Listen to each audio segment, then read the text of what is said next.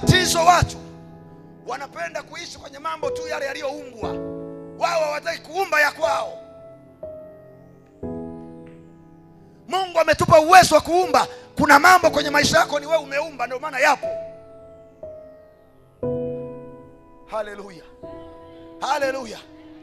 Wengine akifika miaka 50 anasema mimi basi siwezi kutajirika tena, maana sisi ni wazee bwana. Hizi kazi za nyinyi vijana. Nisikilize, kuna kijana mmoja huko Marekani alikuwa mfanyabiashara, akafilisika akiwa na miaka 65. Akaenda kuomba kazi mara 109 akakataliwa. Anaambiwa wewe ni mzee. Aliomba kazi mara 109, miaka 65. Aliomba kazi ya mgahawa mara 109 akakataliwa, kwamba wewe ni mzee, huwezi kuleta impact.